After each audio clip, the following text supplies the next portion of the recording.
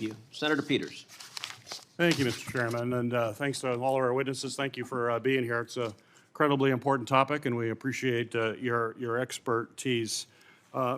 As we're looking at making sure that the United States is the world leader in AI, certainly we've been talking about supply chains and infrastructure and all of those aspects, but one area that I want to particularly focus on is workforce and people, to make sure that we have the talent there. That's why I authored the AI Scholarship for Service Act and the AI Training Act. Both of those were signed into law in 2022. Earlier this year, I introduced my AI and Critical Technology Workforce Framework Act to continue the effort along those lines, and love to work with each of you as we look at other legislation necessary to make sure we've got the workforce trained to take advantage of this amazing technology. I do want to do a shout out to the University of Michigan that actually became the first university in the world to provide generative AI tools for their entire student body to prepare them for the workforce of tomorrow. So I want to talk a little bit about the workforce, but Mr. Altman, when we met last year in my office and had a great conversation, you said that upwards of 70% of jobs could be eliminated by AI. And you acknowledge the possible social disruption of this. If that's happening, we have to prepare for it. We're not going to stand in the way of the incredible opportunities here, but if this is indeed going to occur, we've got to be thinking pretty deeply about how that will be managed and make sure that everybody can benefit from AI, not just a select few that benefit. So talk to me about how you believe leaders in your industry can help mitigate job losses or deal with what could, as you described it last year, major social disruption. The thing that I think is different this time than previous technological revolutions is the potential speed. Technological revolutions have impacted jobs and the economy for a long time. Mm-hmm. Some jobs go away, some new jobs get created, many jobs just get more efficient and people are able to do more and earn more money and create more, and that's great. Over some period of time, society can adapt to a huge amount of job change, and you can look at the last couple of centuries and see how much that's happened. I don't know. I don't think anyone knows exactly how fast this is going to go, but it feels like it could be pretty fast. The most important thing, or one of the most important things I think we can do, is to put tools in the hands of people early. We have a principle that we call iterative deployment. We want people to be getting used to this technology as it's developed. We've been doing this now for almost 5 years since our first product launch. As society and this technology co-evolve, putting great, capable tools in the hands of a lot of people and letting them figure out the new things that they're going to do and create for each other and come up with, and provide sort of value back to the world on top of this new building block we have and the sort of scaffolding of society.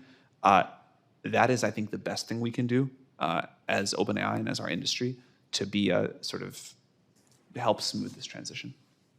The idea, we want to get to the point where AI isn't displacing work, but actually enhancing work, that people are more productive and doing things that we probably can't even imagine what people will do. If we look 100 years ago, we have jobs that no one dreamed can't imagine, and I don't think we can imagine the jobs on the other side of this, but even if you look today at what's happening with programming, which I'll pick because it's sort of my background and near and dear to my heart, what it means to be a programmer and an effective programmer in May of 2025 is very different than what it meant last time I was here in May of 2023. These tools have really changed what a programmer is capable of, the amount of code and software that the world is going to get. And it's not like people don't hire software engineers anymore. Right.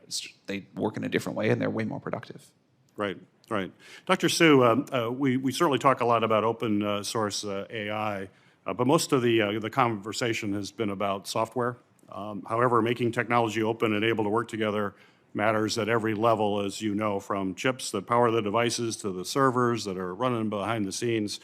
So a question for you is, what are the benefits of open standards and system interoperability at the hardware level, not the software level?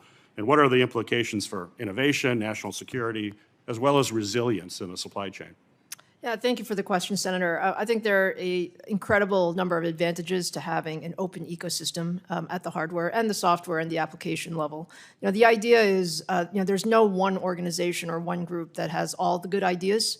And so enabling the ecosystem to work together so that you can choose the best the best solution at every level, and then also optimization across a broad set of constituents is a good thing. I think it's also very good from a security standpoint to ensure that, again, there are many choices so that we're not dependent on a single ecosystem. So, we continue to be very forward-thinking in open standards as well as open ecosystems. So your model is an open model.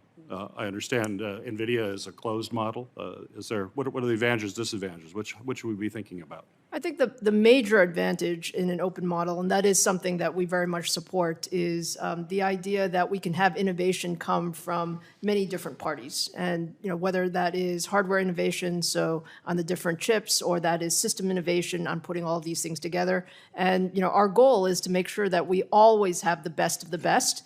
And there are many different ways, many different parties that can contribute to that. And that's why we are very forward-leaning in terms of open ecosystems. Great, thank you.